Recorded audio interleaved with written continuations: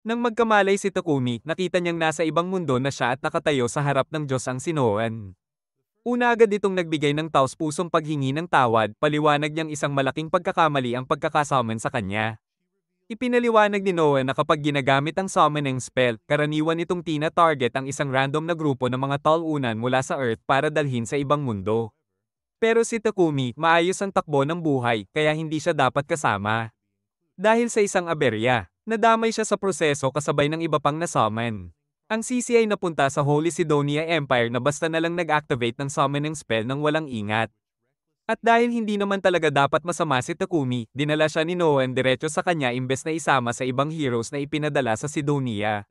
Tinanong ni Takumi kung maaari ba siyang ibalik sa Earth dahil malinaw namang isang pagkakamali ang pagkakasummon sa kanya. Ngunit ipinaliwanag ni Noah na hindi na iyon posible. Dahil sa galit niya sa Sidonia sa paggamit ng bawal na summoning spell. Agad niya itong inalis mula sa batas ng mahika ng mundong ito. Dahil doon, wala nang paraan para makapaglakbay sa pagitan ng mga mundo. Mas lalo pang lumala ang sitwasyon nang ipahayag ni Noah na sa proseso ng summoning ay napatay si Takumi, na ngayon isa ng kaluluwang walang katawan. Nang marinig yun, napasugod siya sa pagpanik, ngunit sinigurado ni Noah na wala siyang dapat ikabahala. Hindi man niya maibalik si Takumi sa Earth, maaari niya itong bigyan ng bagong katawan at bagong buhay bilang isang mamamayan ng mundong ito. Bilang paghingi ng tawad, handa rin siyang bigyan si Takumi ng kanyang basbas. Wala nang masyadong pagpipilian si Takumi kaya pumayag siyang muling isilang sa mundong ito. Natuwa si Noan dahil mas mapapadali raw nito ang lahat. Inutusan niya si Takumi na buksan ang kanyang status screen para makita ang detalye ng kanyang bagong buhay. Pagbukas niya, nalaman niyang bibigyan siya ni Noah ng katawan ng isang 17 anyos kahit 40 taon na siya sa Earth. Sabi ni Noah, hindi na dapat pang problemayan ang ganoong kaliit na detalye. Mas mahalaga raw na pumili siya ng job. May dalawang pangunahing klase, pang-combat gaya ng swordsman, knight, o hunter, at production type jobs. Dahil hindi naman siya mahilig lumaban, pinili ni Takumi ang isang production job. Inilapat ni Noah ang job sa kanyang kaluluwa, dinagdagan ng ilang karagdagang basbas at saka siya ipinadala sa mundo. Nakalimutan lamang niyang bigyan si Takumi ng kahit anong uri ng tutorial. Bumagsak si Takumi sa gitna ng kagubatan. Pagbangon niya, nakita niya ang sarili sa refleksyon sa ilog at doon niya napagtantong iba na ang kanyang katawan. Doon niya rin napansin na nawala na ang kanyang arthritis. Upang sulitin ang bagong pagkakataon, tiningnan niya ang bag na ibinigay ni Noan.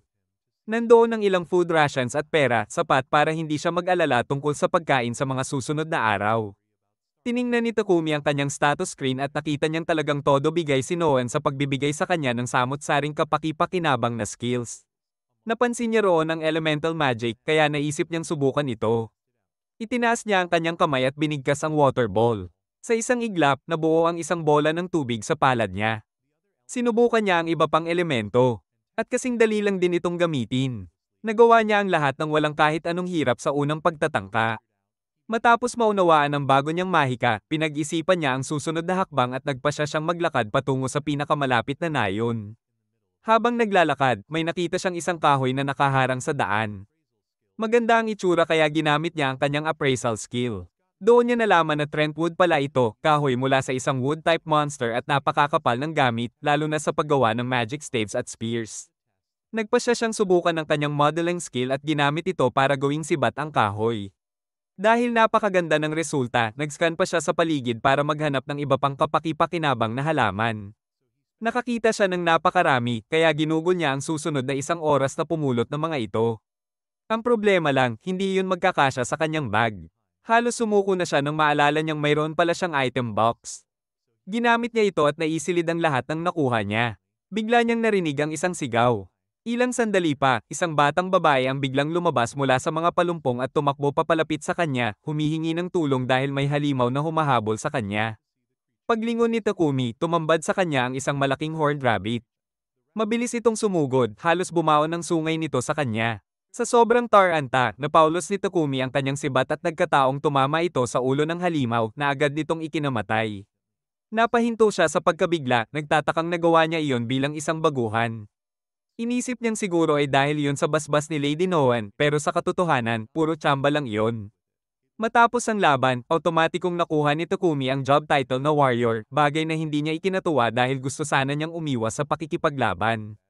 Ngunit pansamantala niya muna itong binalewala at sinigurong ligtas ang batang babae. Ipinakilala ng bata ang sarili bilang Molly at sinabi niyang ayos lang siya. Nagpapaliwanag siyang nangunguha lang siya ng herbs ngunit masyado siyang nakalayo sa Board Village kaya siya inatake. Nang marinig ni Takumi na may nayon, agad siyang natuwa at nagtanong kung maaari ba siyang pumunta roon. Pumayag naman si Molly na gabayan siya, ngunit tinanong muna kung kukunin ba niya ang katawan ng rabbit dahil masarap daw ang karne nito. Napagtanto ni Takumi na sayang nga kung iiwan kaya inilagay niya ito sa kanyang item box. Doon niya lang na-realize na naipakita niya ang skill na iyon kay Molly kahit balak niya sana itong itago. Dahil huli na para umatras, sumunod na lang siya kay Molly at nagsimula silang maglakad patungo sa nayon. Sa parehong oras, ang iba pang taong na-summon ay kakarating lang sa Empire of Sidonia. At lubos silang naguguluhan sa lahat ng nangyayari. Wala namang nasaktan sa grupo pero wala silang ideya kung nasaan sila. Bigla nilang narinig na may tumatawag sa kanila bilang mga heroes. Isang babae ang lumapit at sinabi sa kanila na hindi na sila nasa orihinal nilang mundo at na-summon sila para gamitin ang kanilang kapangyarihan bilang heroes upang iligtas ang mundong ito. Ipinakilala niya ang sarili bilang si Elizabeth, Empress ng Sidonia Empire. Isang tingin pa lang sa mukha nito, napansin agad ng mga kabataan na mukhang kainahinala ang babae. Sa sandaling iyon, nag-activate ang unique skill ni Ain. Mukhang binigyan siya ni Noah ng basbas na revelation kapag sinunod niya ang instinct niya, natural siyang makakarating sa tamang sagot. At sa ngayon, sinasabi ng kutob ni Ain na taksil si Elizabeth kaya hindi siya dapat pagkatiwalaan. Samantala, pagdating ni Takumi sa Board Village, sinalubong siya kaagad ng mga magulang ni Molly at nagpasalamat sa pagligtas niya sa kanilang anak. Ipinakilala ng ama bilang Banga at ng ina bilang Martha. Hinangaan nila si Takumi, iniisip na napaka-responsable nitong tao para maglakbay ng ganoon kalayo mag-isa. Sinamantala ni Takumi ang pagkakataon upang magtanong kung maaari ba siyang manatili sa nayon pansamantala, ipinaliwanag niyang wala siyang ibang mapuntahan. Malugod naman siyang tinanggap ni Banga at Martha, ngunit sinabi nilang wala talagang inn sa village kaya wala siyang matutuluyan sa ngayon. Ngunit nagmungkahi sila ng solusyon, pwede siyang ipagtayo ng bahay ng mga villagers. Hindi nagtagal, nagtipon ng buong nayon sa isang bakanteng lote upang simulan ang paggawa. Gusto ring makatulong ni Takumi kaya ginamit niya ang earth magic para patagin ang lupa para sa pundasyon. Unang beses niyang gumamit ng mahika sa ganitong kalaking saklaw. Kaya halos himatayin siya dahil sa pagkaubos ng mana. Namangha ang mga villagers na nagawa niyang gumamit ng earth magic ng ganoon kadali. Nagtanong si Takumi kung may kakaiba ba sa ginawa niya, ngunit sinabihan siyang huwag mag-alala. Dahil sa naihanda na niyang pundasyon, nagpatuloy ang mga villagers sa pagtatayo ng bahay. Pagsapit ng kinaumagahan, tapos na ang bahay ni Takumi. Dahil sa kanyang carpentry, blacksmithing, at sewing skills, nakagawa siya ng maayos na set ng muebles para sa sarili niya. Pero may isa pa siyang gustong subukan. Nakakuha siya ng iba't ibang ores mula sa village blacksmith na si Boran at gusto niyang gamitin ang alchemy para kumuha ng metal mula rito. May iron ore, silver ore, copper ore, at kahit magic iron ore pa siya. Sinimulan niya sa iron at sinubukan niyang gumawa ng iron ingot. Karaniwan, nangangailangan ito ng malaking pugon at ilang oras na trabaho. Pero dahil sa alchemy skill niya, nagawa niya ito agad-agad. Malaki lang ang nabawa sa mana niya. Naging matagumpay ang unang pagsubok niya sa ore extraction at tuwang-tuwa si Takumi sa resulta. Dahil sa excitement, nagpa siya siyang mag-extract pa ng mag-extract upang magkaroon siya ng maraming materyales para sa mga susunod niyang gagawin. Makalipas ang ilang oras, dumating si Molly sa bahay ni Takumi para dalhan siya ng hapunan. Pagbukas ni Molly ng pinto, nagulat siya nang makita si Takumi na nakahandusay sa sahig, halatang lupaypay. Lumalabas na masyado niyang pinilit ang sarili sa ore extraction at muntik na siyang mamatay dahil sa matinding pagkaubos ng mana. Mabuti na lang at agad siyang nabigyan ni Martha at Banga ng recovery potion kaya bumalik siya sa normal. Gustong-gusto pa sanang ituloy ni Takumi ang pagprakti ng kanyang alchemy pero nangako siya sa mag-asawa na hinding-hindi niya na muling sosobrahan ang sarili. Habang lumilipas ang oras, marami siyang na-extract na iron, copper, at kahit kaunting gold na sapat upang makagawa siya ng napakaraming kapaki-pakinabang na kagamitan. Pagkatapos niyang magprakti ng alchemy, ginugol naman niya ang panahon sa pandayan kasama si Boran upang matutunan ang paggawa ng iba't ibang klase ng sandata. Naging maganda ang resulta ng blade na na-forge niya at kapag natapos na ni Boran ang sheath nito, makukumpleto na ang kabuuang sandata. Umabot na sa level 40 ang blacksmithing skill ni Takumi. Kaya nagpas siyang tapusin muna niya iyon at lumipat sa ibang bagay. Lumapit si Takumi kay Banga upang manghiram ng ilang potion. Agad naman siyang pumayag si Banga bagaman binanggit niyang basic lamang ang mga potion na mayroon siya at baka hindi masyadong kapaki-pakinabang. Sinabi ni Takumi na ayos lang yun, kailangan niya lang ng sample na magiging template. Plano niyang gumawa ng sarili niyang potions gamit ang mga halamang nakalap niya sa kagubatan. Napahanga si Banga sa sipag at inisyatiba ni Takumi kaya buong suporta niyang inalok ang sarili. At sinabi pang bibilhin niya ang ilang potion kapag handa na ang unang batch. Nagpasalamat si Takumi at gamit ang basic potion bilang reference, sinimulan niyang gumawa ng sarili niyang bersyon. Gumamit siya ng hillock leaves at tubig, maingat na sinusunod ang proseso. Pagkatapos, ibinuhos niya ang nagawa niyang potion sa isang glass jar at inihambing ito sa potion na binigay ni Banga. Pareho silang kulay asul, pero mas matingkad ang kulay ng potion ni Takumi at halatang may taglay itong bahid ng mahika. Kahit mukhang promising ang resulta, hindi pa rin sigurado si Takumi kung matagumpay ba ito. Alam niyang kailangan niya itong subukan para matiyak kung ligtas inumin, ngunit nag-aalangan siyang high risk na posibleng lasunin ang sarili. Upang makabuo ng kaunting poison resistance. Nagpasya siyang kainin kung anumang kaina-hinalang bagay ang makita niya hanggang halos mamatay siya bago gumamit ng healing magic para pagalingin ang sarili. Pagkaraan ng ilang oras ng ganitong self-destructive na pagsubok, talagang napakasama ng pakiramdam niya. Ang tanging magandang nangyari ay nakakakuha siya ng purification skill dahil sa paulit-ulit na paghilom. Habang bumabangon si Takumi, may narinig siyang tunog sa likuran. Paglingon niya, nakita niya ang isang napakalaking boar na nakatitig sa kanya. Malinaw na agresibo ang hayop kaya inihanda ni Takumi ang kanyang sibat upang ipagtanggol ang sarili. Habang sumusugod ang boar, nabasag ang sibat ni Takumi sa impact na hindi man lang nakaapekto sa hayop at iniwan siyang walang panangga. Dahil sa sobrang desperasyon, ginamit niya ang lahat ng uri ng mahika na meron siya, ngunit wala kahit isa ang umubra laban sa boar. At para lalong lumala ang sitwasyon, napansin niya ang isang poison spider na dahan-daang lumalapit sa likuran niya. Handang umatake. Napagtanto ni Takumi na talagang naipit na siya. Pero sa halip na siya ang tirahin, inatake ng spider ang boar, dahilan para ma-distract ito at hindi tamaan si Takumi. Gayunpaman, hindi tumigil ang boar at muling sumugod, halos wala ng oras si Takumi para kumilos. Wala pang gumana sa mga physical attacks niya, pero may isa pa siyang taktika na hindi sinusubukan. Habang muling rumaragasa ang boar papunta sa kanya, tumalon si Takumi sa ere at sa mismong sandali ng impact, ginamit niya ang alchemy skill sa ulo ng boar para i-breakdown ito. Nagtagumpay ang mabilis na pag-iisip niya at nakaligtas siya sa engkwentro. Ngayong ligtas na siya, naisip niyang tingnan ang lagay ng spider na tumulong sa kanya. Malubha ang kondisyon nito matapos masagi ng boar, kaya ginamitan niya ito ng healing magic para hindi mamatay. Nang matapos iyon, tumayo na siya para bumalik sa nayon. Ngunit nakatanggap siya ng notification na nakuha niya ang spider bilang tamed monster. Hindi niya akalaing posible pala yon. Nagdalawang isip siya dahil delikadong monster ang mga spider, pero tumingin si spider sa kanya gamit ang malalaki at bilog nitong mata. Sa huli, tinanggap niya ito bilang alaga at pinangalanan itong Maple. Hindi nagtagal at nakabalik si Takumi sa nayon, dala-dala ang napakalaking boar na napatay niya. Humanga ang mga villagers sa nagawa niya, ngunit mas lalo silang namangha nang makita nilang napaamo niya ang isang poison spider. Wala pang sino mang nagawa iyon noon. Pagkatapos ng lahat, iminungkahi ni Takumi na paghatian ng mga villagers ang boar dahil imposibleng maubos niya iyon mag-isa. Nang gabing iyon, nagdaos ang nayon ng isang malaking silo-salo bilang parangal sa kanya. Habang abala ang lahat sa kasiyahan, nilapitan siya ni Banga at ibinigay ang mga valuable leftovers mula sa boar, sabay payo na ibenta niya ang mga iyon sa pinakamalapit na syudad, ang Bolton. Dahil dito, napagpasyahan ni Takumi na Bolton ang kanyang susunod na destinasyon. Samantala, pinagmamasdan pa rin ni Goddess Noan si Takumi at natutuwa siya sa pag-unlad nito. Isang kapwa-diyosa ang nagtanong sa kanya kung ano ba talaga ang layunin niya sa pagbibigay kay Takumi ng espesyal na pagtrato, binigyan niya ito ng espesyal na katawan, kakaibang blessing, at sinentback pa ng 1 taon bago i-activate ng Sidonia ang summoning spell. Ngunit sagot ni Noan, wala siyang partikular na moibong tinutumbok, ginagawa lang niya ang sa tingin niya ay tama. Kinabukasan, paggising ni Takumi, nadiskubre niyang nakatali siya sa kama. Agad niyang naisip na si Maple ang may kagagawan.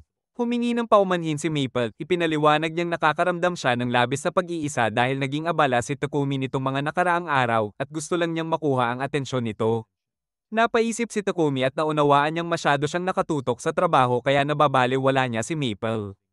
Upang bumawi, nagpasya siyang magpahinga muna at ilaan ang buong araw sa paglalaro at pag-spend ng oras kasama si Maple na labis namang ikinatuwa ng spider. Sa sandaling iyon, pumasok si Martha para magdala ng tanghalian kay Takumi. Napansin niyang parang may kakaiba sa pagitan ni Takumi at Maple, pero agad siyang sinabihan ni Takumi na hindi iyon kung ano man ang iniisip niya. Tinanggap naman iyon ni Martha, ngunit hindi niya napigil ang mapansin na maganda ang kalidad ng silk na ginagawa ni Maple. Plano niyang kunin ang mas maraming silk mula kay Maple kapag nagkaroon siya ng pagkakataon. Kinahapunan, nagawa ni Martha ang isang kamiseta na gawa sa spider silk at agad na naaliw ang lahat ng kababaihan sa nayon sa lambot at ganda ng tela. Nagulat si Takumi nang malaman niyang mataas ang demand sa spider silk, isang luxury material na karaniwang kayang bilhin lamang ng mga noble. Tinanong ni Martha si Maple kung maaari pa siyang gumawa ng mas maraming silk at nagsimula namang maglabas ng silk si Maple. Ang problema, mabagal at matrabaho ang proseso, kaya hindi muna makakapaglaro si Maple kasama si Takumi. Medyo nadismaya si Takumi dahil sabik din sana siyang makabawi kay Maple, pero marami rin naman siyang kailangan gawin kaya hindi na niya masyadong ininda. Mahigit isang buwan na mula nang dumating si Takumi sa nayon at balak na niyang tumulak patungo sa syudad upang pagtuunan ng pag-aaral ang kanyang alchemy. Gayunman, nahihirapan siyang sabihing palm sa mga taga-nayon dahil malapit na rin sila sa kanya. Pumunta muna siya sa pandayan upang makita si Boran at ipagpatuloy ang pag-asa sa blacksmithing. Di nagtagal, matagumpay nilang nakagawa ng chest plate na eksaktong sukat kay Takumi at isang pares ng steel toe boots. Binanggit ni Bora na makatutulong ang boots kung sakaling kailangan niyang manipan ng kalaban, ngunit agad na nilinaw ni Takumi na wala siyang balak makipaglaban, ang talagang layunin niya ay maging alchemist. Dumating si Banga at natuwa siyang natapos na rin ang armor ni Takumi. Gayunpaman, aminado siyang mamimiss niya si Takumi kapag umalis na ito. Alam niyang hindi panghabang panahon dito si Takumi kung nais nitong palagwin ang kanyang kakayahan at production business. Makabubuti talagang pumunta siya sa syudad kung saan makakabenta siya ng mas marami at magkakaroon ng tuloy-tuloy na supply ng materyales.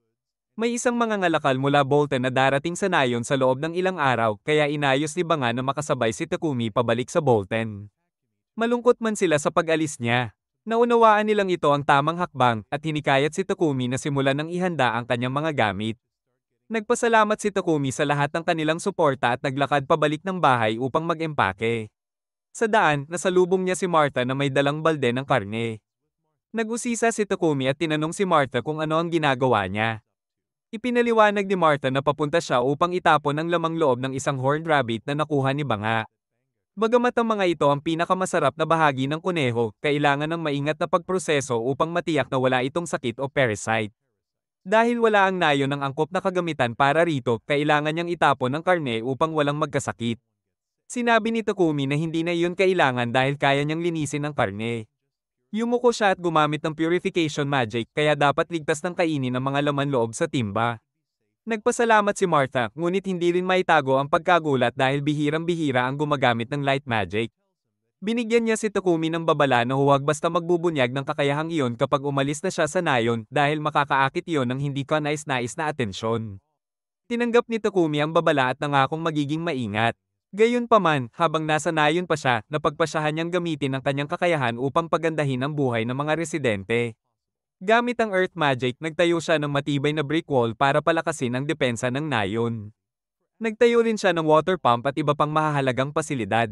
Pagsapit ng araw ng pag-alis ng mga ngalakal, halos hindi na makilala ang nayon dahil sa laki ng pagbabago.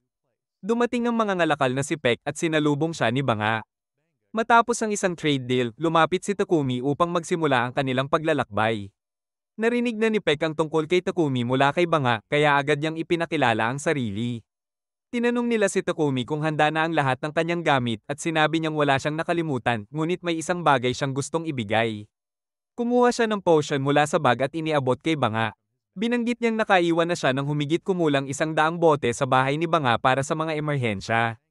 Nais niyang gamitin iyon ni Banga para gamutin ang anumang sugat. Nabigla si Peck sa kalidad ng potion at humingi ng permiso upang suriin ito ng mas malapitan. Matapos niyang tingnan, agad niyang nakilala na isa itong high-level potion. Dumating ang iba pang taga-nayon upang magpaalam. Sinabi ni Peck na hihintayin niyang matapos ang kanilang pamamaalam bago sila umalis.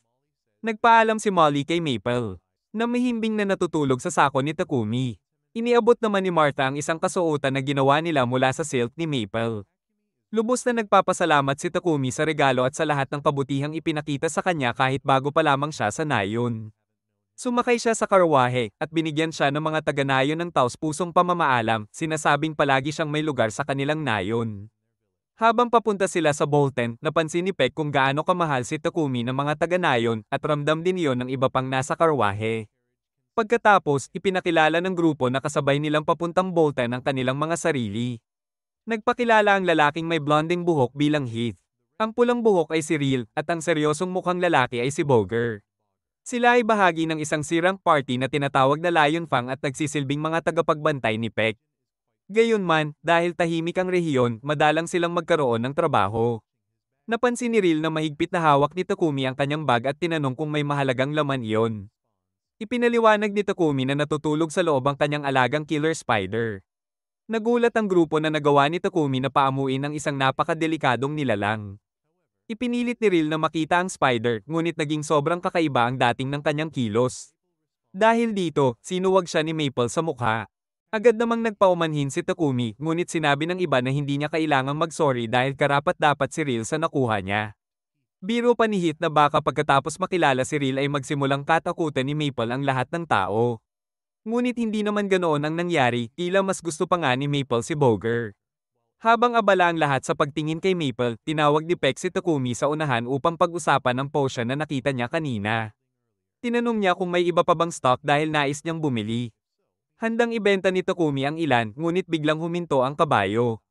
May problema sa unahan. Napapalibutan ng karwahe ng isang pulutong ng goblin, malinaw na naghahanda para umatake.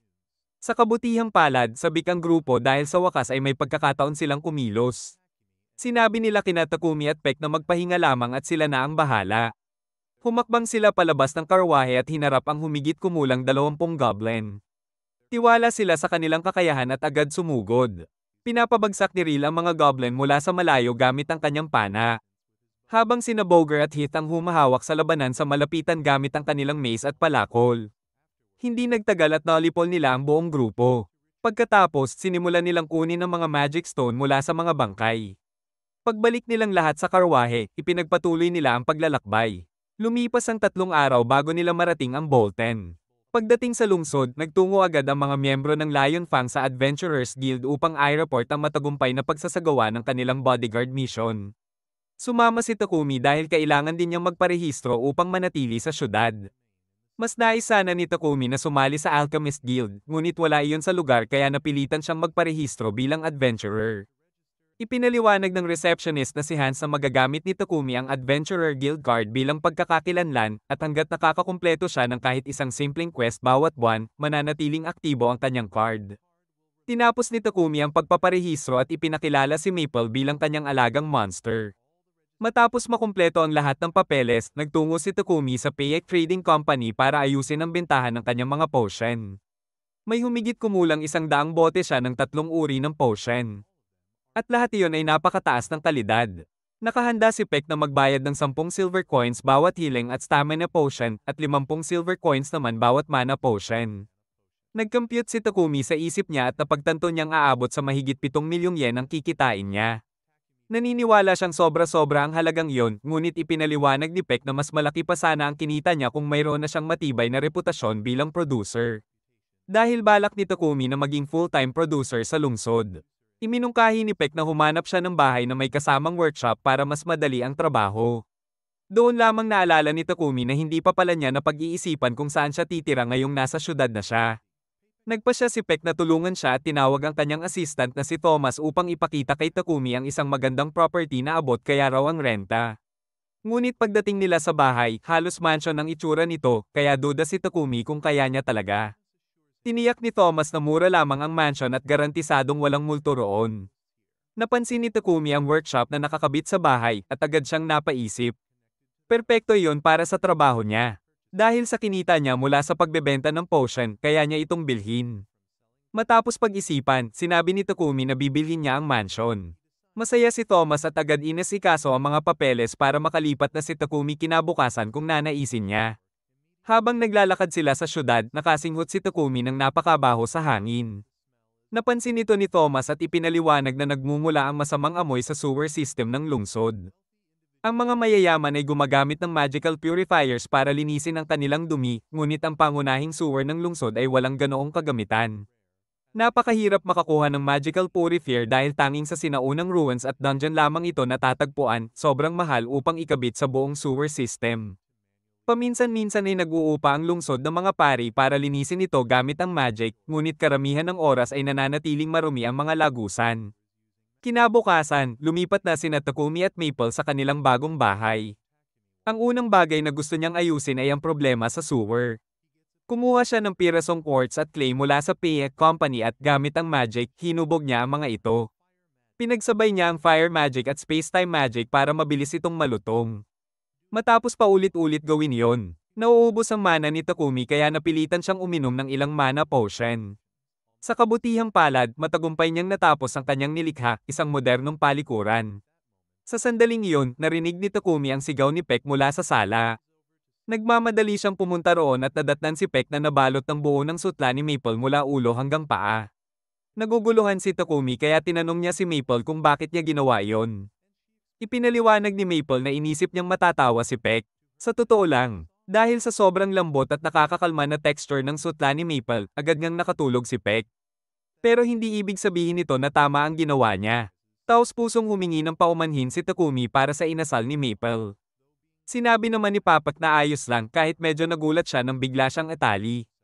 Pagkatapos ay nagpaalam siyang gagamit muna ng banyo ni Takumi. Pagkapasok niya, agad din siyang lumabas at nagtanong kung ano raw ang kamanghamanghang kagamitang iyon. Ipinaliwanag ni Takumi na isa iyong toilet na nakakabit sa isang magical purification device. Automatiko itong naglilinis kapag tapos ka na. Sa madaling sabi, pagkatapos mong magbawas, gumagamit ito ng purification magic para tunawin at gawing inorganic material ang dumi. Saka ito i-flush palabas. Naintindihan naman agad ni Papek ang sistema, pero sinabi niyang tanging isang taong may aptitude para sa light magic lang ang kayang gumawa ng ganoong uri ng teknolohiya. Doon na-realize ni Takumi na baka nadulas siya, lalo na't mahigpit siyang binalaan ni Martha na huwag basta-basta gagamit ng light magic sa publiko. Nag-aalala, nakiusap si Takumi kay Peck na panatilihin itong lihim. Naiintindihan naman ni Peck ang sitwasyon kaya pumayag siyang huwag magsabi kahit kanino. Ngunit dahil talagang humanga siya sa toilet, nagpumilit siyang gumawa si Takumi ng 100 piraso pa. Nag-alinlangan si Takumi dahil sobrang hirap ng gawin ng isa pa lang, paano pa ang 100. Pero dahil sa pagpupumilit ni Peck, pumayag siya basta't si Peck ang magbibigay ng kinakailangang materyales. Tuwang-tuwa si Peck pero alam niyang hindi makatuwirang ipagawa lahat kay Takumi. Kaya iminungkahi niyang kumuha si Takumi ng isang alipin. Nagulat si Takumi dahil hindi niya kailanman naisip ang pagkakaroon ng alipin. Ipinaliwanag ni Peck na kung gusto ni Takumi na manatiling lihim ang kakayahan niya, ang pagkakaroon ng aliping tutulong ay ang pinakamaligtas na opsyon dahil obligado ang mga alipin na manahimik tungkol sa mga lihim ng kanilang master.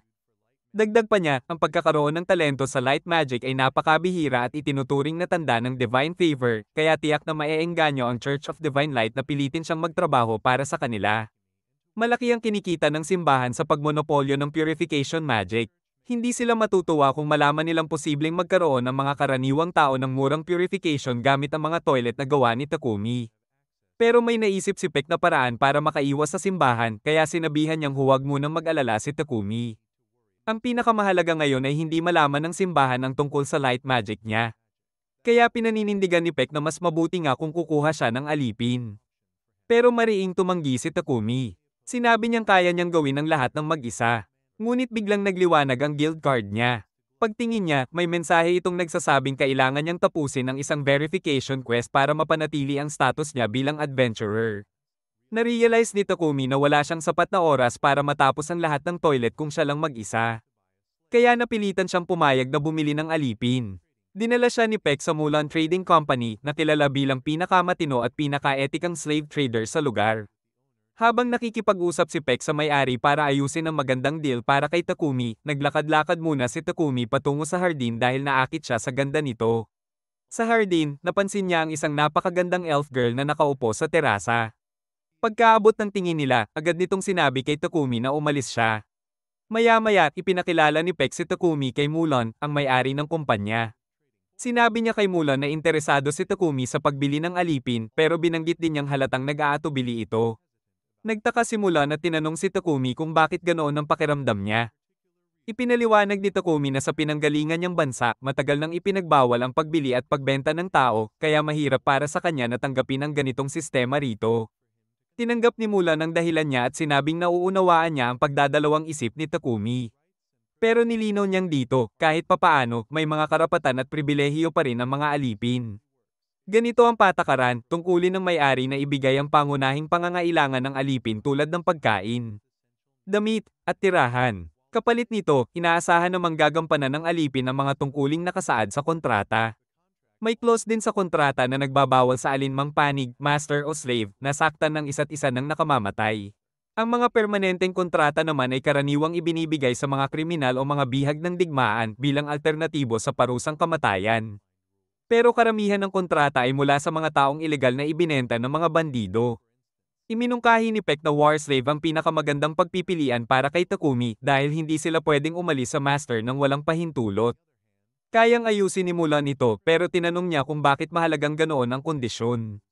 Sinimulang ipaliwanag ni Peck ang pambihirang kakayahan ni Takumi sa paglikha ng mga kagamitan at ang pangangailangang maprotektahan ang kanyang mga sikreto. Pero iginiit ni Mulan na marinig ito mismo kay Takumi. Kaya nilinaw ni Takumi na bilang isang producer, gusto niyang makapag-focus sa trabaho pero nahihirapan siya dahil sa dami ng quest mula sa Adventurers Guild. Dahil nakatira rin siya sa isang mansyon, kailangan niya ng taong makakatulong sa pag-aasikaso ng bahay. Bukod pa roon, dahil sa ilang kakaibang kakayahan niya, kailangan niyang masiguro na hindi isisiwalat ng alipin ang anumang impormasyon tungkol sa kanya. At dahil may mga questyang nangangailangan ng pagkuha ng sangkap at maaaring mapanganib, kailangan niya ng alipin na marunong lumaban para sa kaligtasan nila pareho. Naintindihan agad ni Mulan na wala namang masamang balak si Takumi. Ngunit mariin niyang tinanggihan ang ideya na iatang sa iisang alipin ang parehong gawaing bahay at labanan. Handa lang makipagnegosyo si Mulan kung papayag si Takumi na dalawang magkaibang alipin ang bibilhin niya, isa para sa gawaing bahay at isa para sa labanan. Dahil doon, binanggit niyang may kilala siyang perpektong housekeeper at ipinatawag niya si Maria. Si Maria, na naging alipin pa mula pagkabata, ay sinanay ng husto sa pagbasa, pagsulat, matematika, at pangkalahatang gawaing bahay. Kaya angkop na angkop siya para sa posisyon. Buo ang kumpiyansa ni Maria nang sabihin niyang kaya niyang pangasiwaan mag-isa ang gawaing bahay ng buong mansyon, bagay na nagbigay ginhawa kay Takumi. Napansin ni Maria na tila may iniisip si Takumi kaya tinanong niya ito kung may problema. Sagot ni Takumi, nalilito lang siya kung bakit wala pang bumibili kay Maria, gayong napakagaling at napaka-cute niya. Namula si Maria sa hiya sa pagkakasabi niyang cute, kaya agad namang nag-apologize si Takumi dahil baka hindi nararapat iyon. Huminga ng malalim si Maria at sinabi kay Takumi na tanging mga gawaing bahay lang ang kaya niyang gawin, kung ano lang ang nakasaad sa kontrata, at wala nang iba. Sinabi ni Takumi na ayos iyon dahil housekeeping lang naman ang kailangan niya. Pero mas lalo pang idiniin ni Maria na walang iba siyang gagawin maliban sa trabahong iyon. Hindi maintindihan ni Takumi kung bakit pinapanto iyon ng paulit-ulit lalo na't ipinaliwanag na ni Mulan kung paano gumagana ang mga kontrata. Hanggang sa bigla na lang sabihin ni Maria na hindi niya kayang makipagtalik kay Takumi. Pareho silang nataranta pero mabilis na nilinaw ni Takumi na wala siyang masamang balak. Gusto lang talaga niya ng housekeeper, walang kahit anong hindi naangkop. Nang malinaw na ang lahat, tinanong ni Takumi si Maria kung handa pa rin ba siyang pumasok sa kontrata. Masaya itong pumayag. Dahil tapos na ang usapan, inanunsyo ni Mulan na sisimulan na niyang ihanda ang kontrata para kay Maria. Pagdating naman sa battle servant, ipinaliwanag ni Mulan na wala siyang kasalukuyang alipin na tumutugma sa hinahanap ni Takumi. Ngunit biglang nagsalita si Maria, sinasabing nandyan pa si Sofia. Hindi nagustuhan ni Mulan na kinu-question siya, kaya inutusan niyang bumalik sa kwarto si Maria at simulan ng pag-iimpake ng kanyang gamit. Pagkaalis ni Maria, tinanong ni Takumi si Mulan kung totoo ba ang sinabi nito. Kinumpirma ni Mulan na may battle slave nga roon, pero binalaan siyang baka hindi bagay sa kanya si Sofia dahil sa dami nitong problemang dala. Sinubukan niyang tapusin ang usapan pero nagka-interes si Takumi at hiniling na makilala si Sofia. Sa wakas, pumayag din si Mulan at dinala siya sa kwarto nito. Pagdating nila, nagulat si Sofia nang makita na ang dumating ay ang lalaking nakita niya sa hardin kanina. Ipinaliwanag ni Mulan ng pinagmulan ni Sofia, isa siyang war slave na nahuli noong digmaan sa pagitan ng Kingdom of Triara at Kingdom of Fuger. Mahigit 50 taon na ang nakalilipas. Nagulat si Takumi nang malaman niyang lampas 50 na ang edad ni Sofia, kaya ipinaliwanag ni Mulan na ang Kingdom of Fuger ay isang elf nation, at likas sa mga elf ang napakahabang buhay. Ipinaliwanag ni Mulan kung bakit nahihirapan si Sofia na magkaroon ng kontrata. May kapansin-pansin siyang peklat sa kanyang mga tainga at parehong ang kanang kamay at kaliwang binti niya ay may limitadong paggalaw. Dahil pa lang sa mga pisikal na pinsalang ito, hindi na siya ang tipo ng battle slave na hinahanap ng karamihan. Higit pa rito, nawala rin ang kakayahan niyang gumamit ng elemental magic, ang isa sa pangunahing katangian ng mga elf, isang indikasyong maaaring nasumpa siya. Dahil sa lahat ng ito, duda simulan na magiging kapaki-pakinabang si Sofia sa mga quest ni Takumi. Sa kabila ng mga babala, iginiit ni Takumi na siya mismo ang gustong magtasa ng sitwasyon at humiling ng ilang sandaling makausap si Sofia nang sila lang. Nag-aatubili man, pumayag si Mulan at iniwan silang dalawa. Pagkaalis ni Mulan, marahang hinawakan ni Takumi ang mukha ni Sofia at tumingin sa kanyang mga mata.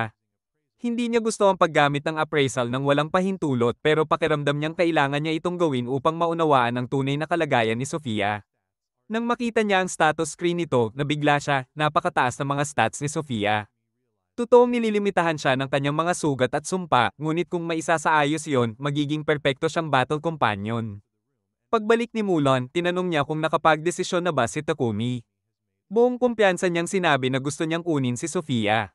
Nagulat si Sofia at muli niyang nagpaliwanag tungkol sa lahat ng kanyang kahinaan, ngunit tiniyak ni Takumi na aayusin niya ang lahat ng iyon kaya hindi ito magiging problema.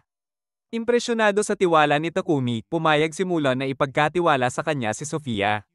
Makalipas ang ilang minuto, natapos ni Mulan ang paghahanda ng kontrata at tanging ang pag-execute na lang nito ang kulang. Nagtipon silang tatlo habang ginamit ni Mulan ng magic upang atali sila sa mga kasunduang napag-usapan. Pagkatapos ng proseso, opisyal nang naging mga alipin ni Takumi sina Maria at Sofia. Nagpasalamat si Maria kay Takumi dahil pinili siya nito at nangakong pagbubutihin niya ang trabaho. Sinundan nito ni Sofia na nagpahayag din ng parehong pangako. Pagkatapos, bumalik silang tatlo sa bahay ni Takumi. Pagbukas pa lang ng pinto, masiglang tumalon palabas si Maple upang salubungin si Takumi. Dahil inakalang panganib ito, agad na nag-alerto sina Maria at Sofia, at naghanda pa si Sofia na umatake. Pero mabilis na pinigilan sila ni Takumi at ipinaliwanag na si Maple ay ang kanyang pet killer spider. Naguluhan man sila sa simula, tinanggap na lamang nila ang paliwanag at nagpanggap na normal lang ang sitwasyon. Ipinakita ni Takumi sa kanila ang isa sa mga bakanteng kwarto sa mansyon.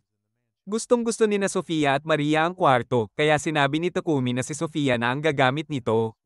At si Maria naman ang kwartong katabi. Hindi sila makapaniwala na binibigyan sila ni Takumi ng kanya-kanyang silid, pero sa isip niya, hindi niya naman ginagamit ang mga iyon, kaya mas mabuting may makinabang. May malaki ring paliguan sa mansyon, kaya sinabi niya na matapos silang mag-ayos ng gamit, pwede nilang gamitin ang bath anumang oras. Tuwang-tuwa si Maria sa narinig. Maya-maya, habang naliligo silang dalawa, sinabi ni Maria kung gaano siya kasaya na pinili rin ni Takumi na bilhin si Sofia. Inamin ni Maria na hindi niya kailanman inakalang papayagan ni Mulan na ibenta si Sofia. Sa loob ng 50 taon, tumanggi si Mulan na ipagbili siya, gaano man kalaki ang alok. Kaya para ibenta ni Mulan si Sofia kay Takumi, malamang ay may nakita siyang mapagkakatiwalaan sa kanya. Sumang-ayon naman si Sofia na mabait si Takumi, pero medyo nagdadalawang isip pa rin siya dahil kakaunti lang ang alam nila tungkol sa kanya. Habang inaayos ang kontrata, nasilip ni Sofia ang file ni Takumi at napansin niyang maraming bahagi nito, tulad ng bayan kung saan siya lumaki at lahi, ay blanko. Pinaghihinalaan niyang baka sinasadya talagang itago ni Takumi ang ilan sa kanyang impormasyon. Pagkatapos nilang maligo, lumabas sila at nagulat na nakahanda na ang hapunan, si Takumi mismo ang nagluto. Lalong nalungkot si Maria dahil trabaho niya dapat ang gawaing bahay, kung si Takumi ang gagawa ng lahat, pakiramdam niya wala siyang silbi, na para lang siyang toilet. Ipinaliwanag ni Takumi na gusto lang niyang maging magaan ang unang araw ni Maria sa trabaho. Pero kung mas ikagiginhawa nito, ipauubaya niya kay Maria ang lahat ng gawaing bahay simula bukas. Sa ngayon, inimbitahan niya silang maupo para makakain silang magkakasalo. Nag-aatubili si Sofia dahil hindi karaniwang kumakain ng mga alipin sa iisang mesa kasama ang kanilang master. Naintindihan ni Takumi na baka magmukha siyang kakaiba sa paningin nila pero ayaw niyang mastok sila sa tradisyon. Dahil dito, binanggit niyang hindi rin niya gusto na tawagin siyang master palagi at iminungkahi niyang tawagin na lang siya sa pangalan niya. Tinanong ni Sofia kung formal bang utos yon. Nilinaw ni Takumi na ayaw niyang pilitin siya kung hindi siya komportable. Mukhang okay naman kay Maria ang pagtawag sa kanya sa pangalan pero nanatili si Sofia na medyo nag-aatubili. Kinabukasan, nagtungo si Takumi sa Pex Trading Company para kunin ang package na in-order niya. Sinabi ni Papak na ginawa niya ang lahat para balutin itong mabuti, pero pinayuhan pa rin niyang mag-ingat si Takumi pag-uwi. Habang pauwi, napansin ni Takumi ang isang simbahan kaya pumasok siya at lumuhod upang manalangin kay Nolan. Nagpasalamat siya sa lahat ng kasanayang ibinigay nito dahil napakalaki ng naitulong sa kanya. Ngunit may isa siyang matagal ng tanong, nalaman niya na ang Holy Empire of Sidonia ang nagdidikta ng relihiyosong doktrina sa mundong ito, kaya hindi niya maintindihan kung bakit tila galit si Nolan sa kanila. Sa sandaling iyon, narinig niya ang tinig ni Nolan at nakita niya itong nakatayo sa harapan niya, dahilan upang bahagya siyang mataranta. Kalmadong ipinaliwanag ni Nolan na narinig niya ang panalangin ni Takumi kaya dinala niya ito rito para makapag-usap sila. Tungkol sa tanong nito, sinabi ni Nolan na hindi niya kinikilingan ang Sidonia dahil hindi ito sumusunod sa kanyang kalooban. May dalawang pangunahing relihiyon sa mundong ito, ang Church of Creation at ang Church of Divine Light.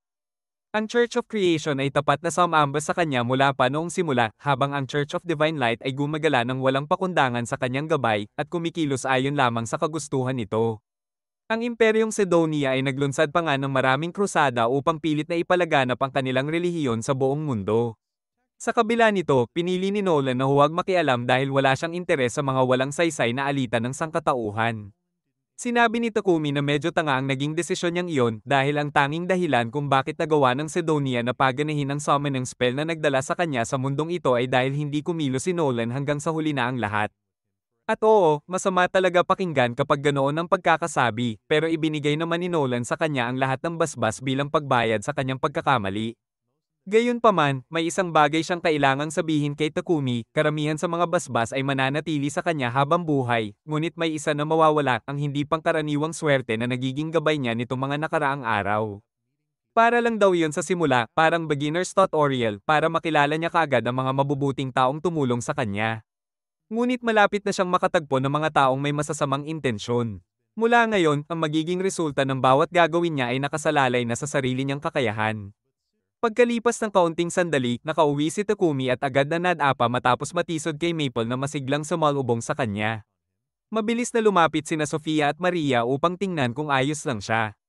Ngunit nang tangkain ni Sofia na kunin ang package na dala niya, mabilis niya itong itinago sa kanyang item box upang hindi ito mahawakan. Sinabi niyang magtatrabaho muna siya sa kanyang workshop at hinihiling niyang huwag muna siyang istorbohin.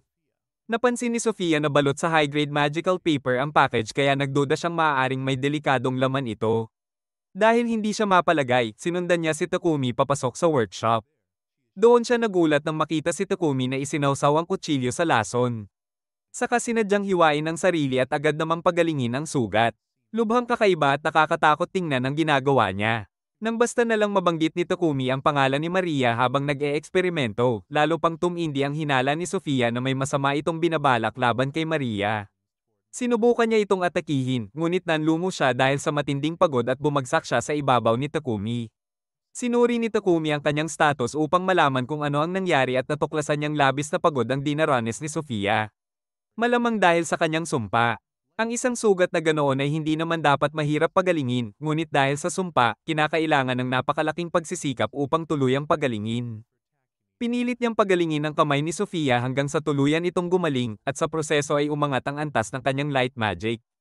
Binuhat niya si Sofia papunta sa kanyang kwarto. Dahil tumaas ang kanyang light magic, sapat na ngayon ang lakas niya upang alisin ang sumpa ni Sofia.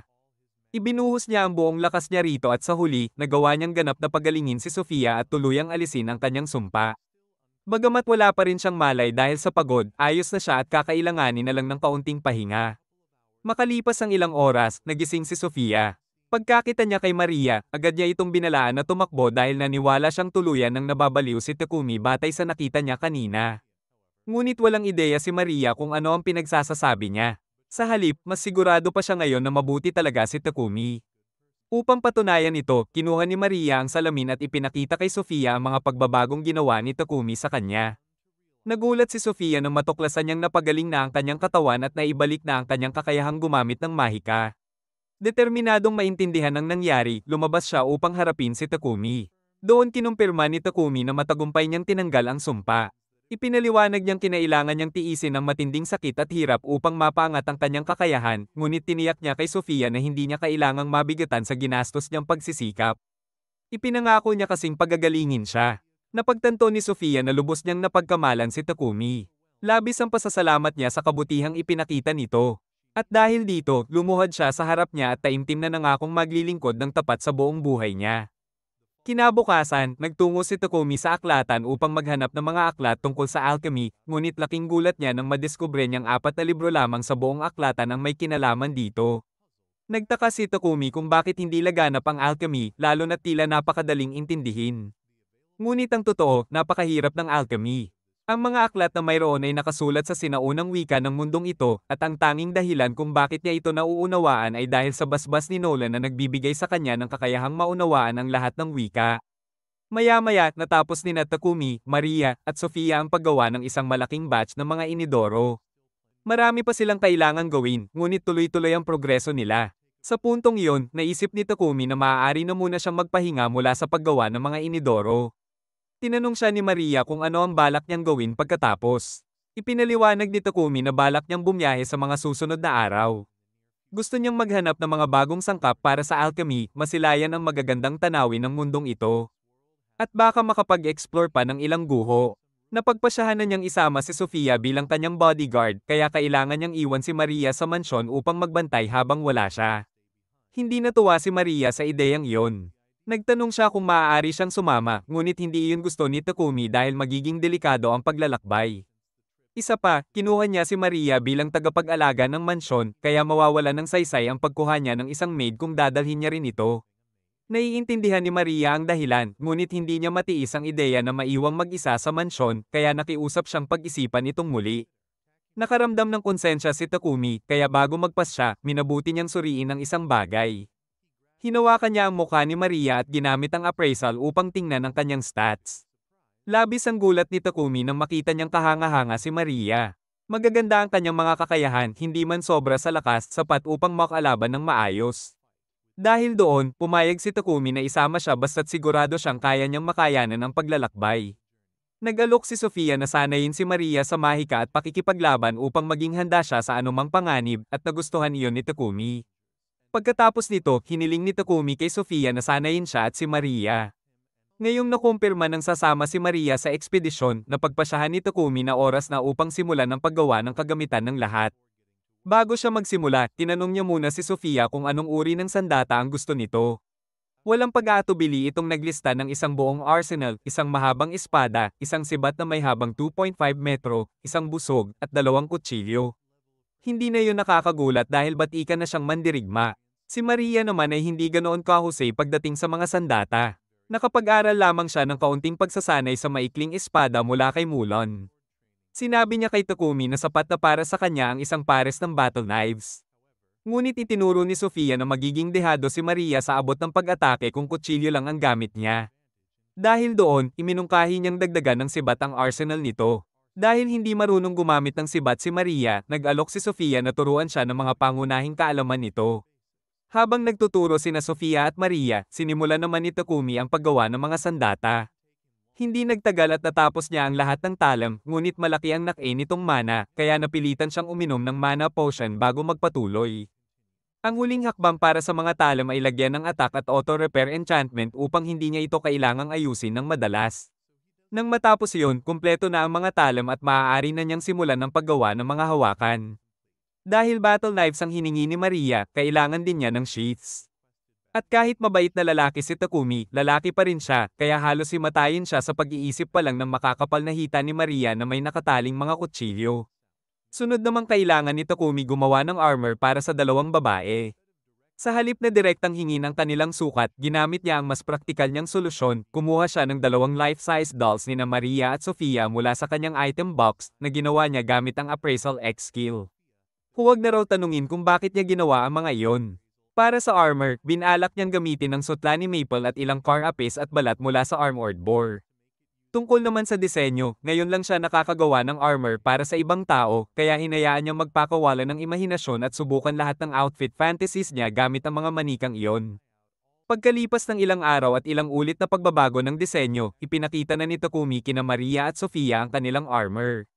Napakaganda ng kinalabasan at labis silang nagulat kung gaano ito kasakto sa kanilang sukat kahit hindi man lang sila nasukat ni Takumi. Para bang may eksaktong kopya ng katawan nila. Biglang nagsimulang magbigay ng pahiwatig si Maple tungkol sa mga manikang ginamit ni Takumi, ngunit agad niya itong senara ang bibig ni Maple bago pa ito makapagsabi ng kung ano paman. Upang ilihis ang atensyon at maiwasang magduda sila, mabilis niyang inilipat ang usapan at tinanong kung ano ang tingin nila sa mga sandatang ginawa niya para sa kanila. Inilabas ni Sofia ang espadang ginawa ni Takumi para sa kanya at agad niyang sinabi na perpekto ang pagkakagawa nito. Ganito rin ang naging reaksyon ni Maria nang subukan niya ang kanyang battle knives, labis siyang nagpapasalamat sa kagamitan na inihanda ni Takumi para sa kanila.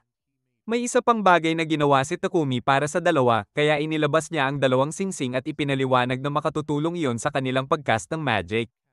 Tinanggap ni na Sofia at Maria ang mga singsing, pero medyo nahihiya sila dahil siguradong kumain iyon ng napakalaking dami ng mana. Inamin ni Takumi na nakakapagod nga. Pero sulit naman dahil napa-level up niya ang ice at lightning magic niya.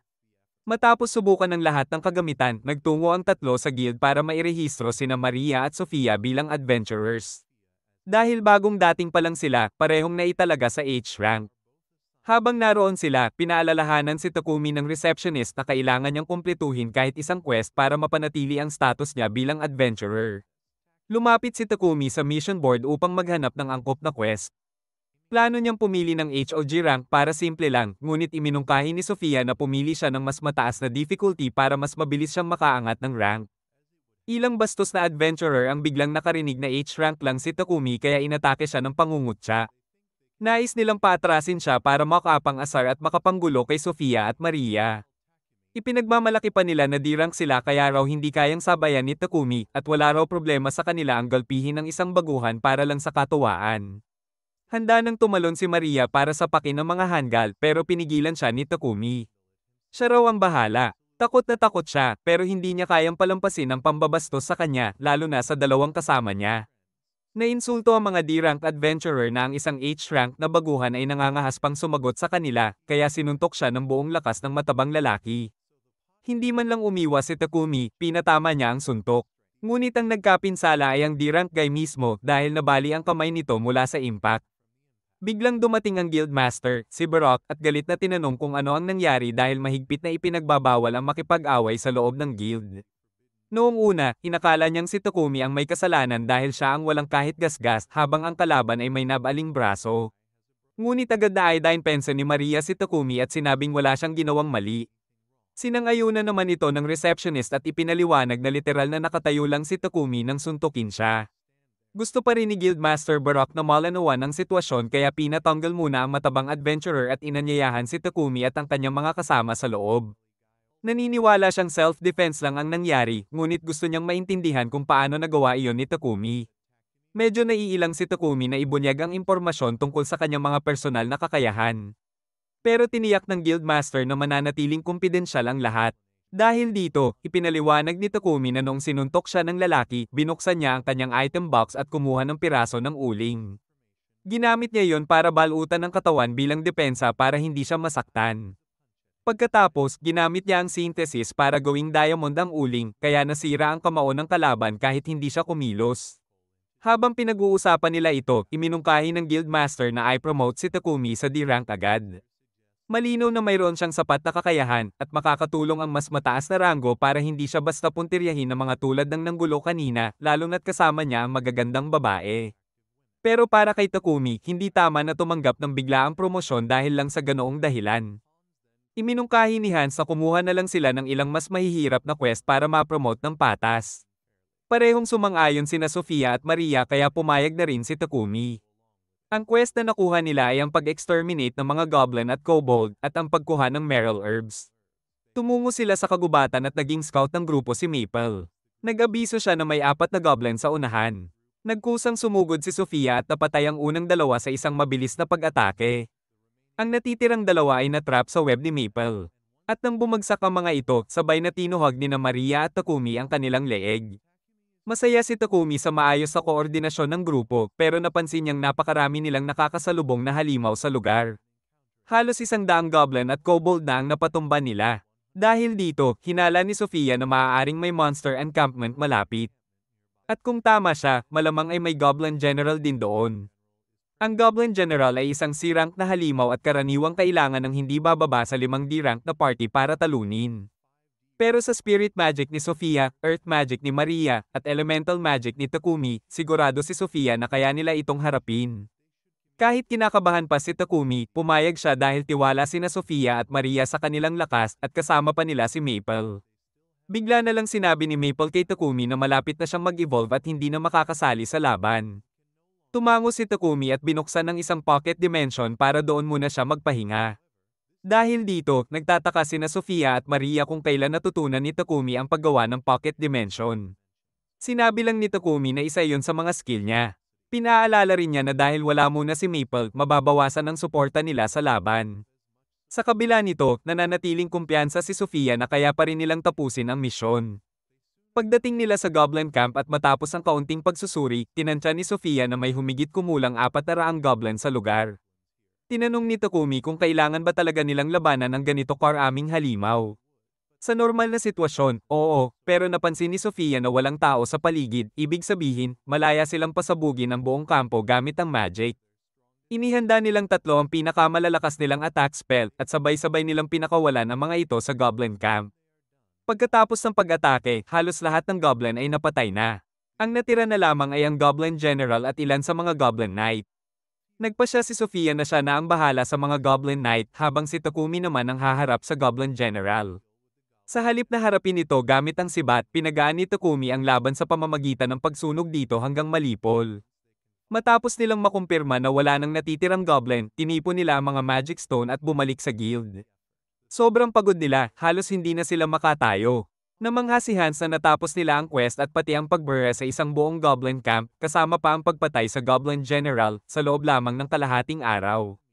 Pinapante niya sila sa meeting room dahil gusto silang kausapin ng guildmaster. Pagdating nila, sabay na namang humanga at nainis si Barak dahil napaka-peligroso ng ginawa nilang pag-atake sa buong kampo gamit lang ang isang party. Pero bago pa siya makapagsimulang Mainermon, biglang bumukas ang pocket dimension ni Takumi at lumabas si Maple. Evolved na siya ngayon bilang isang Arachna, kaya natuwa ang lahat na makita ang bago niyang anyo. Sa puntong iyon, napagpasyahan ni Barak na huwag ng pag-initan ang naging reckless nilang laban dahil malinaw namang kakaiba at hindi ordinaryo ang grupo ni Takumi. Pag-uwi nila, tinanong ni Maria si Takumi kung may extra ba siyang tela para makagawa siya ng underwear para sa kanilang dalawa ni Sofia. Pero nakaisip si Takumi ng mas maayos na disenyo at inalok niyang siya na ang gumawa. Pagkatapos noon, muling lumabas si Maple mula sa pocket dimension at sinabi kay Takumi na dumating na si Ape upang kausapin siya. Pumunta si Takumi upang makipagkita at nalaman niyang nais siyang makausap ni Marcus Godwin, ang Lord ng Bolton. Kahit mas gusto sana ni Takumi na iwasan ang pagpupulong. Wala na siyang ibang pagpipilian. Pagdating niya sa kastilyo ni Godwin, naging maganda naman ang takbo ng usapan. Una sa lahat, nagpasalamat si Godwin kay Takumi sa paglikha ng mga banyo na malaki ang naitulong sa kalinisan ng bayan. Pinuri rin niya ang pagsira ni Takumi sa Goblin Encampment na, kung napabayan, ay maaaring naging malaking banta. Dahil kinikilala siyang mahalagang yaman ng bansa, binalaan siya ni Godwin na mag-ingat dahil hindi magtatagal at magkakaroon ng interes sa kanya ang Sidonia. Makalipas ang ilang araw, natapos din ni Takumi ang paggawa ng underwear para kina Sofia at Maria. Mas mahirap pala ang proseso kaysa sa inaasahan niya, kaya sobrang pagod siya pagkatapos. Tuwang-tuwa sina Sofia at Maria sa naging resulta at pinuri nila ang disenyo habang nagpapasalamat. Hindi na malaya ni Takumi na naitanong niya kung gusto ba nilang isukat agad ang underwear para ma-check niya ang fitting. Ilang segundo lang ang lumipas bago niya marealize kung gaano kahindi angkop pakinggan ang sinabi niya. Kaya dali-dali siyang tumakbo palabas ng kwarto dahil sa hiya. Sa kabilang banda, medyo nabigo sina Sofia at Maria dahil handa naman sana silang gawin iyon kung nanatili lang siya. Makalipas ang ilang araw, kailangan ni Takumi na palamigin ang ulo kaya pinili niyang gumawa ng refrigerators bilang susunod niyang proyekto. Pagkatapos niya itong matapos, ipinaliwanag niya sa mga babae na makakatulong ang mga ito para mapanatiling malamig ang pagkain at maiwasang mapanis. Na-excite silang lahat ng maramdaman ng malamig na hangin mula sa appliance. Upang gawin ang mga refrigerator, pinagsama ni Takumi ang iron, chromium, at nickel para makagawa ng stainless steel, tapos naglagay siya ng isang magical device na may cooling magic. Nagpasalamat si Maria kay Takumi dahil kayanan niyang maghanda ng pagkain gamit ang sariwang sangkap kahit kailan niya gusto. Plano ni Takumi na ibigay ang isang ref kay Maria habang ang dalawa pa ay ipapadala niya kay Pick para ipagbili. Matapos iyon, handa na siyang lumipat sa susunod na proyekto. Tinanong siya ni Sofia kung gagawa na naman ba siya ng bago, pero ang totoo, iniisip na ni Takumi na i-upgrade ang kanilang kagamitan. May ilang adjustment siyang gustong gawin simula pa noong laban nila sa mga goblin, at dahil malapit na ang susunod nilang paglalakbay, nais niyang nasa pinakamainam na kondisyon ang kanilang gear. Dahil dito, nagpa siyang gumawa ng set gamit ang mithril at adamantite. Pumunta si Takumi sa guild para tanungin si Hans kung may blacksmith ba roon na may karanasan sa paggamit ng mithril at adamantite. Dahil sobrang bihira ang mga metal na ito, iilan lang ang may kakayahang magtrabaho gamit ang mga ito. Ayon kay Hans, kung papangalanan niya ang posibleng marunong, malamang mga dwarf mula sa Enstall iyon. Pero dahil napakalayo noon, hindi kakayanin ni Takumi na bumiyahe roon. Tinanggap na lang ni Takumi na mukhang hindi siya makakahanap ng angkop na blacksmith. Pero bago siya tuluyang umalis, nabanggit ni Hans ang isang lungsod na tinatawag na Horos, matatagpuan sa hilagang kanluran ng kaharian ng Bar-Ula. Kung makarating si Takumi roon, malamang ay makakahanap siya ng mithril at adamantite. Ang problema lang ay mahirap makapasok dahil tanging miyembro ng Blacksmith Guild lang ang pinapayagang pumasok sa minahan. Pero may naisip na paraan si Hans para makaikot sa patakaran. Kung sakaling tanggapin ni Takumi ang isang quest para puksain ang mga halimaw na lumitaw sa minahan, at nagkataon na may makita siyang mithril habang naroon, wala namang makakapigil sa kanya na kunin iyon. Sa sandaling iyon, biglang dumating ang guildmaster at sinabi niyang may perpektong quest siya para kay Takumi. Ipinaliwanag niya na nauubusan na ng Trentwood ang guild at dahil papalapit na ang taglamig, kailangan nila ng taong makakakuha ng panibagong supply. Dahil madalas gumala ang mga Trent malapit sa minahan ng Horus at naghahanap na rin si Takumi ng dahilan para pumunta roon, inisip ng guildmaster na hindi na siya magrereklamo kung pagsasabayin niya ang pagkuha ng kahoy sa pagpunta niya. Bukod pa rito, dahil papunta na rin naman si Takumi sa Horus, gusto ng guildmaster na ipa-escort sa kanya at sa kanyang party ang isang tao. Nagsisimula itong maging mabigat para kay Takumi dahil hindi pa siya kailanman tumanggap ng escort mission. Kaya tinanong niya kung bakit hindi na lang ang Lion Fang ang gumawa nito. Ipinaliwanag ng guildmaster na nasa ibang misyon ang Lion Fang kaya hindi nila ito matatanggap at si Takumi lang ang pwede niyang lapitan. Sa huli, pumayag si Takumi na tanggapin ang escort mission pero hindi pa niya alam kung gaano katagal ang biyahe papuntang Horus. Tinanong niya si Hans at sinabi nitong aabutin ng 7 araw kung gagamit ng karwaheng hila ng kabayo. Pero kung monster horse ang gagamitin, magiging 4 na araw lang dahil doble ang bilis ng mga ito. Maganda ang ideya kaya humiling si Takumi kung pwede siyang gumamit ng monster horse. Sa kasamaang palad, dumating si Riel at ipinaalam na lahat ng monster horse ay ginagamit ng Lion Fang. Nagulat si Hans na bumalik agad si Riel pero ipinaliwanag nito na hindi pa tapos ang kanilang quest. Napatay lang niya ang isang black buffalo sa daan kaya bumalik siya sandali upang i-deliver ito bago masira. Kinailangan niyang umalis muli kinabukasan para bumalik sa natitirang miyembro ng Lion Fang kaya magpapalipas muna siya ng gabi sa bayan. Nang makita ito, inalok siya ni Takumi na tumuloy muna sa bahay niya at doon maligo. Tuwang-tuwa si Riel sa ideya ng pagligo at tinanggap ang alok. Masaya naman si Takumi pero kailangan pa niyang puntahan ng isang lugar kaya sinabi niyang mauna na si Riel sa bahay. Sagot ni Riel, mas gusto niyang sumama kay Takumi. Pinayagan siya ni Takumi at magkasama silang pumunta sa kumpanya ni Peck. Doon, napahinuhod ni Takumi si Peck na pautangin siya ng 2 monster horse para sa misyon. Kapalit nito, hiniling ni Peck na ibenta sa kanya ni Takumi ang ilan sa mga bihirang ores na makukuha niya mula sa minahan sa Horus.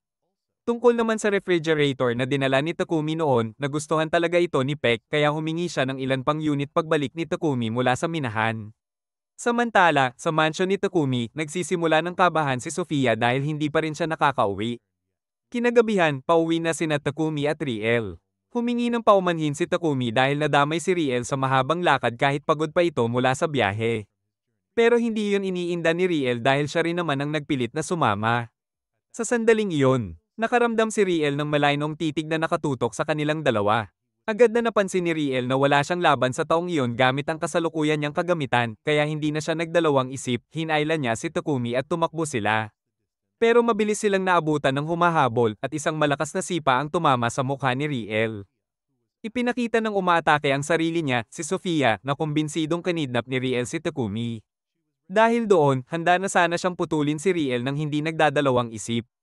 Bago niya maituloy ang pag-atake, agad na hamarang si Takumi at sinabi kay Sofia na mali ang akala niya. Pagkatapos ipaliwanag ni Takumi ang totoong nangyari, lumuhad si Sofia at taos-pusong humingi ng tawad kay Riel dahil muntik na niya itong patayin nang wala namang dahilan. Mabuti na lang at hindi nasaktan si Riel at napagpasyahan niyang patawarin si Sofia.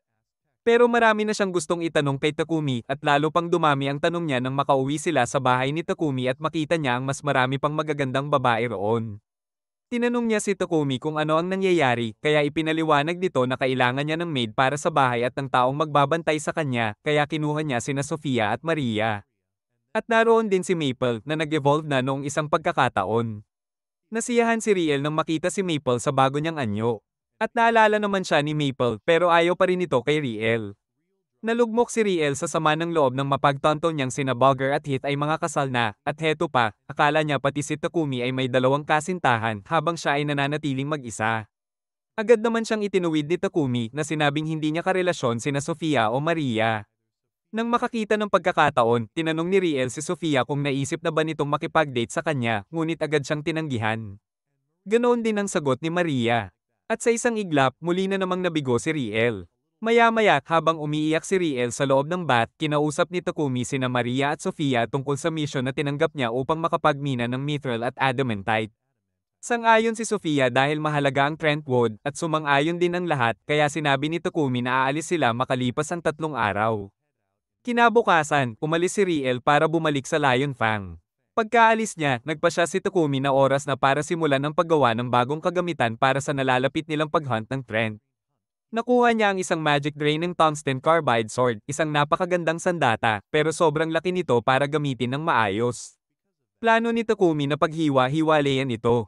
Sinubukan niyang gamitin ang kanyang alchemy skill pero matindi ang resistensya ng espada kaya mas mahirap ito kaysa sa normal. Sa tuloy-tuloy na pagsisikap, nagawa rin niyang basagin ito at i-reforge bilang dalawang magkahiwalay na blade. Ang mga blade ay may kakayahang sumipsip ng mana ng sinumang matamaan nito, kaya masaya si Takumi sa resulta kahit sobrang pagod siya pagkatapos. Pagkatapos ng 3 araw, pumunta sina Takumi at ang kanyang grupo kay Peck para kunin ang karwaheng ipinangako nito. Pagpasok nila, naroon na ang lalaking inata sa kanila ng guildmaster para i-escort. Nagpakilala itong si Gambo. Kaya nagsimula na silang bumiyahe. Habang nasa daan, huminto sila sa isang malawak na kaparangan para manghuli ng trat. Pagpasok nila sa kagubatan, napansin ni Sofia ang isang trat na nagtatago sa isang puno at agad niya itong itinuro kay Takumi. Sumugod si Takumi at napatay niya ito, lalo na dahil tinutulungan siya ni na Sofia at Maria. Ngunit iyon ay isang trat lang, panpa ng trat ang buong kagubatan. Masyadong matagal kung isa-isang patayin, kaya nagmungkahi si Sofia na gumamit sila ng mahika. Mabilis itong nakatulong, pero maya-maya ay lumitaw ang Elder Trat. Kahit ilang beses nila itong atakihin gamit ang mahika, bumabalik lang ang katawan nito. Tanging isang malakas na hiwa sa pangunahing katawan nito ang makakapatay dito, kaya inutusan ni Sofia si Takumi na balutan ng apoy ang kanyang espada habang sila naman ni na Maria ang tatakip. Sa tulong ng lahat, napatay nila ang Leader Trat. Pagkatapos nito, nagpatuloy sila sa pagpunta sa Horus. Pagdating doon, nagtungo sila sa Adventurers Guild. Itinuro ni Gambo ang isang quest para sa pagpatay ng mga Iron Mole sa minahan. Dahil ang mga ito ay kumakain ng ores, malaking banta sila sa mga minero. Kapag tinanggap nila ang quest, bibigyan sila ng pahintulot na pumasok sa mina. Maya-maya, nagsimula ng magmina ang grupo. Maswerte dahil mabilis silang nakakita ng mithril at adamantite.